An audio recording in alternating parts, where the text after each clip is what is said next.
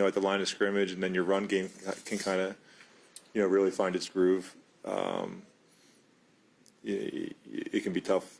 It's just sets up well for playing good offense. And I think that's what we were able to do against these guys the first time, was just kind of get to the point where we were running the ball well and winning quick enough to not let their strength really get to you.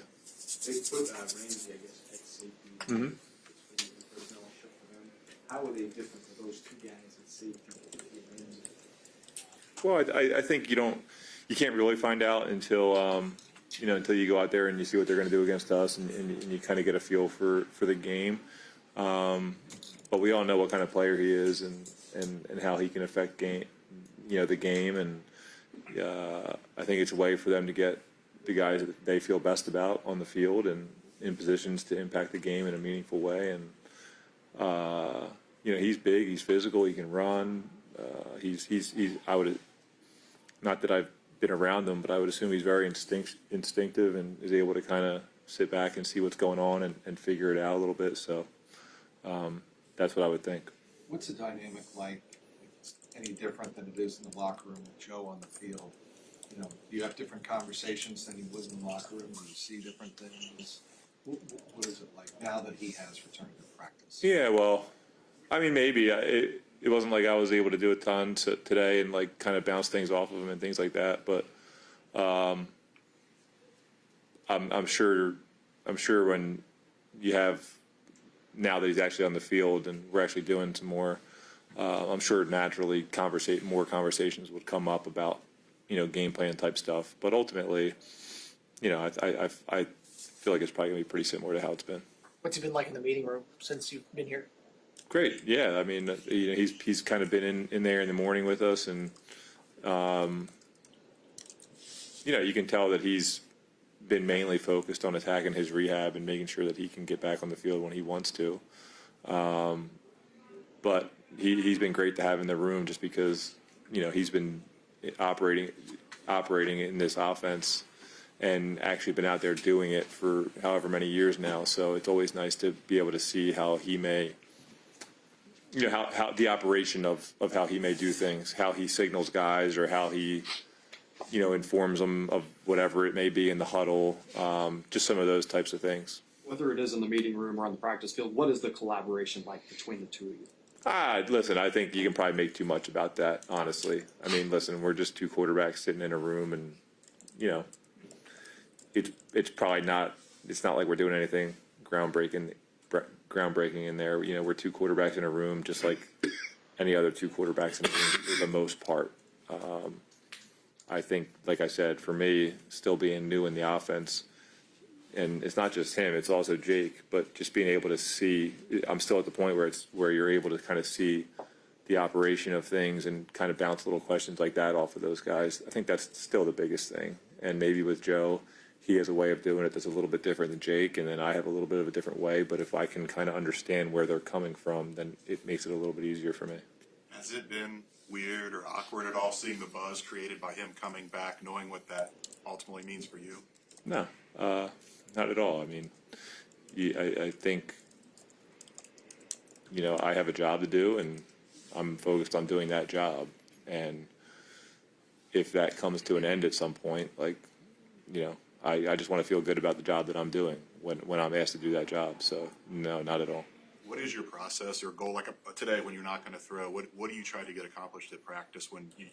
By all, we assume you're going to start Sunday, but when you're not practicing on a day like this? Yeah, I mean, I've never done it much besides the last 2 weeks. But ultimately, just get the feet moving a little bit, so you're not just standing around all day, and then listening to the calls and getting the walkthrough reps, so that the operation is as smooth as possible. I think that's an underrated thing, and when you get reps, you don't really think about it, but getting those reps and going through it is important. So just hearing it in my helmet and making sure that I'm paying attention as much as possible and going through the process when Jake's out there taking those reps is important.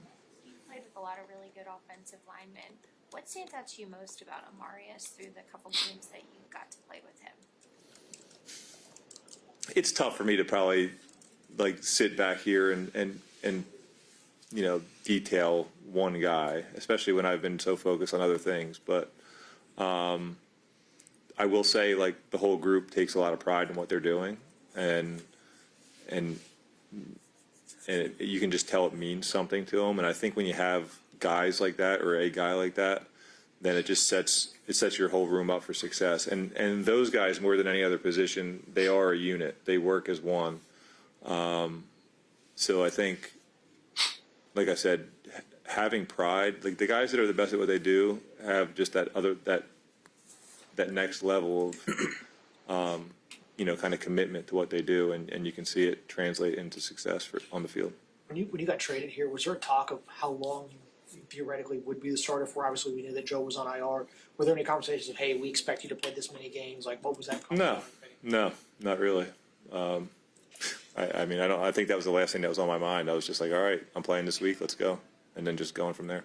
What do you think these next couple of weeks will be like? Obviously, Joe's got a target date of what it's going to be like, so that means there's probably a finite date of when you'll be the starter. How do you kind of process that, knowing, because it's probably pretty rare for a quarterback to know that there's a time, like a generally a specific time where you won't be the starter anymore? I don't know. I think backups probably do it a good amount where they know, like, hey, this guy's coming back. He's got a 3-week injury or whatever it is. I'm honestly not really thinking about it. It's not really a part of my process. I really don't care. I mean, it's this week, and that's all that matters. And I think to think about that stuff would just be a distraction. So it's not really something I'm worried about. Like I said, I'm just worried about doing my job, and this week that's going out and playing against Pittsburgh. So There's no one alive that's played Tom more. Is there any one thing about what he does? Is there anything that you have to be aware of, or that's coming, or here he is? I mean, is there any kind of calling card? well, yeah. I mean, listen, this game always comes down to physicality and being able to put your guys in positions to play physical and play fast. And even though we only played him a couple weeks ago, you can't fall for, listen, this is my 18th year. I mean, what is this year for him? 20, 21, something like that. Yeah. He's been in this league and on that team for a really long time because he knows how to put those guys in positions to make plays. So even though we only played them a couple weeks ago, you know that they're going to have a plan and be able to come out and execute it at a high level. So I think anytime you have a head coach that's been around as long as he has, it's the ability to get the most out of your guys, and they've consistently done that through playing fast, putting pressure on the quarterback, stopping the run, being physical. And I think he's found ways to do that no matter what. You've been in the league 18 years, you said, and obviously been with a lot of different offenses. What makes this one unique? It's a pretty easy answer, I guess. Yeah, I mean, I think just look at the two guys that are on the outside. I think anytime you have guys like that, it forces the defense to do something that maybe they normally wouldn't do. And if they do their normal stuff, can they really stand in there and compete and do that? And even in the run game, you can feel Lamar and T's presence because of how much you can spread teams out because they have to worry about them and spend so much time focusing on them that you get a little bit extra room in there. So if I was to pick one thing that's unique about this offense, I mean, there's probably other things too, but if I was to pick one thing, I mean, it's the level of play that those guys bring every Sunday. I know it's kind of a small sample size for you. You've only been here a few weeks, but do you feel defenses getting out of what they normally are comfortable doing against this offense? Well, I don't think like on a week in and week out basis, teams are used to coming in and having to double two guys, even one guy. Good defenses are good because they get good at something and guys can play super fast without hesitation downhill. And, offense is the same way. Like when you can get a defense on their heels because you get so good.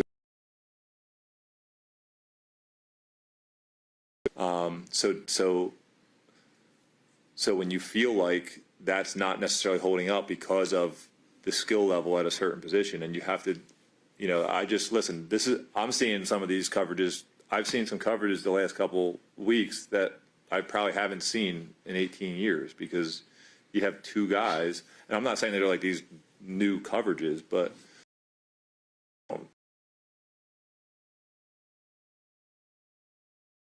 when they double T and double Jamar, this is our answer. It's just a little bit different. Kind of along those lines, you hit Chase Brown a lot in the passing game. How is there a chemistry that's harder to develop with a running back in the passing game than with receivers where you can chuck and throw the ball where there's a little bit more nuance to that, or has it been easy to pick up chemistry with him? It's always funny when you get these chemistry questions because I do think there's like chemistry that's built over time with guys, and you really learn how to read them, and they get better at doing what they do.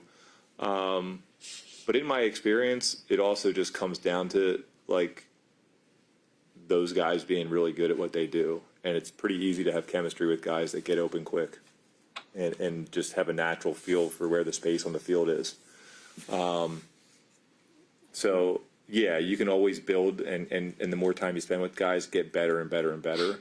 But for it to happen so quickly, it's just a credit to the guy that's running the route more so than it is the guy that's throwing to him. I think you have to give those guys that are running those routes a lot of credit. It's up to them to get open, and if guys get open, then you should be able to hit them. So There's a lot of talk about them when they traded for you, for the offense. It needs to be better. Since you got here, y'all were the number one offense in the league. What's it like kind of seeing that transformation and kind of having the impact that was intended as you kind of reflect on that? well, I think your goal every week is to go out there and play well and put your team, kind of give your team a chance to win. So I think for the most part, it feels good about going out there and putting points on the board. But then there's also times where you're going to look at it and be critical and look at yourself and on our side of the ball and what more could we have done. So listen, I've had a lot of fun the last few weeks just going out there and playing football and being able to play with these guys and allowing them, them allowing me into this locker room and to be a part of the team. It's been a lot of fun. But at the same time, we want to win football games. So it's just finding ways to get that a little bit better and kind of carry us over the edge. You said you've had a lot of fun and you've played really well here. Has this time in Cincinnati impacted your desire to play football longer?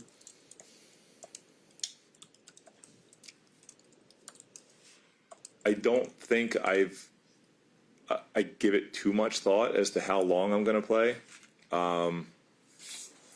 It's what I've always done. I just kind of view myself as playing. That's what I think anytime you're playing the game, let's put it this way. I think when you aren't on the field, there's times where it's hard. It's harder to stay in the moment. And there's times where it can creep into your head. Like, man, what am I doing? Like, this isn't that fun. This isn't that much fun. I'm not even playing, And you have to find ways to battle through that because you love the game and it means something to me.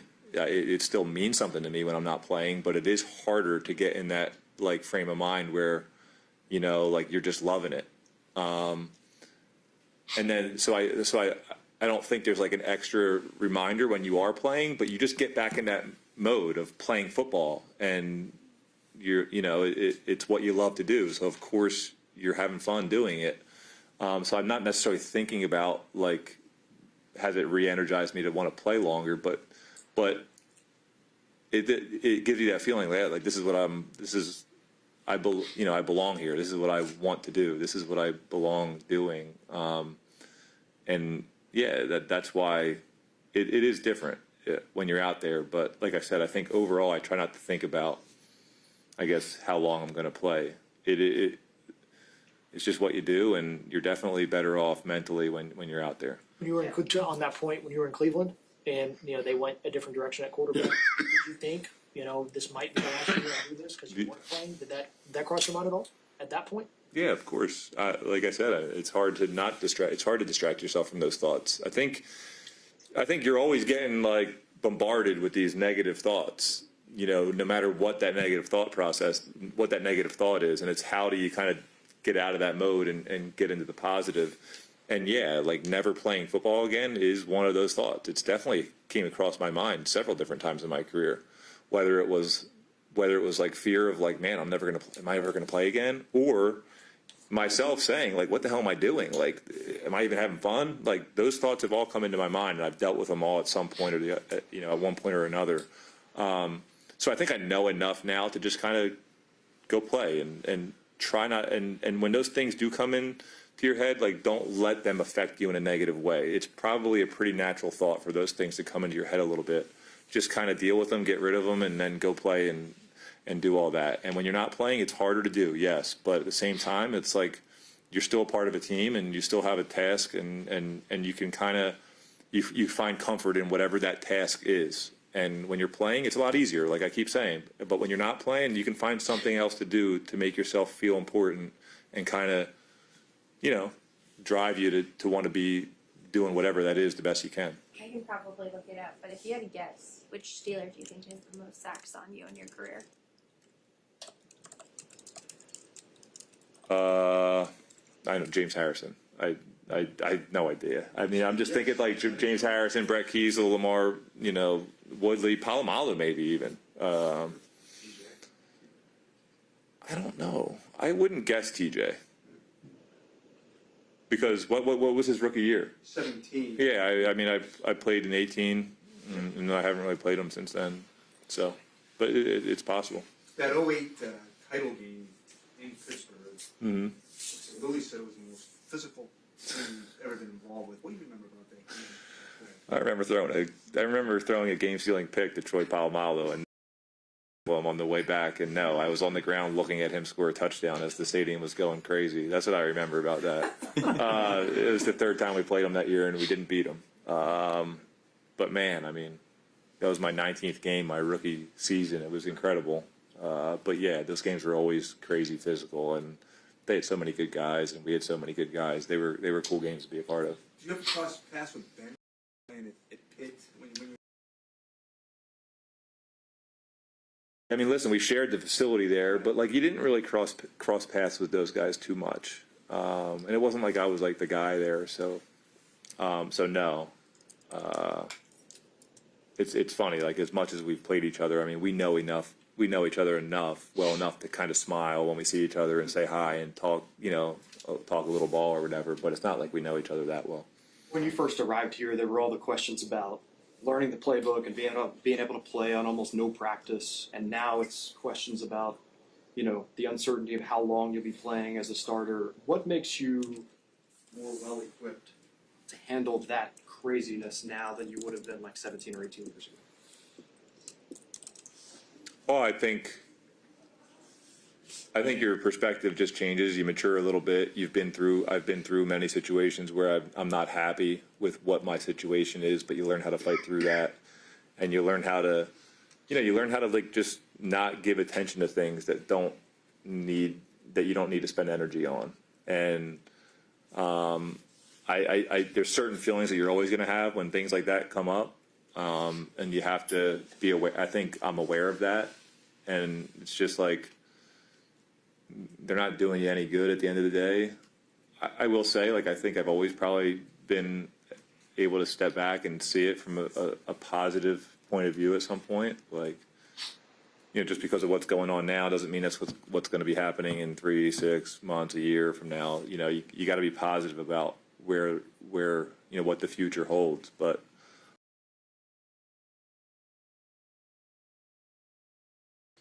my job since I've been here is to take pride in what I'm doing and do that for as long as possible.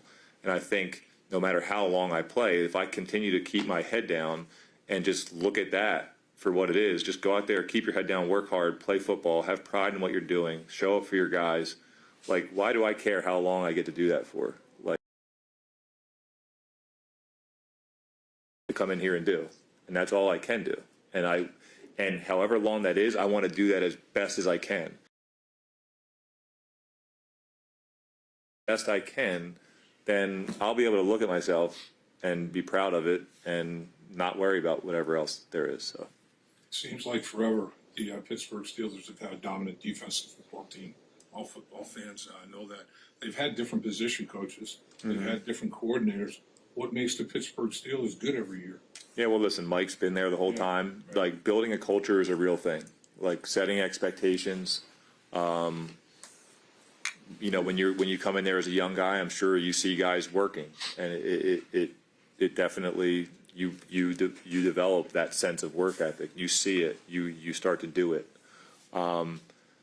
You know, it's one of those hard things to like really define and decide how you're going to create it. But a culture is a real thing, and for one guy to be there for 20 years and have carried over a culture from Bill Cowher, who was already there, and who I don't even know before that, but Chuck was there, and like they've had a few. When Cowher retired, I think when he was like 13 or 14 years tenured in Pittsburgh or whatever, he was the longest tenured coach at the time. So they haven't had very many coaches. They've been able to just establish a culture and what it means to be a Pittsburgh Steeler, and they've found the guys they've found good enough players to kind of carry that through the last 50 years. So I think that's, and I think it's what I think it's the basics. It's what we all think of when we think of good football teams. It still comes down to being physical, playing fast, and you know, having guys that that care about the game. So Joe was direct when we asked him how meaningful it would be to make his return at Baltimore. Mm-hmm. He said very.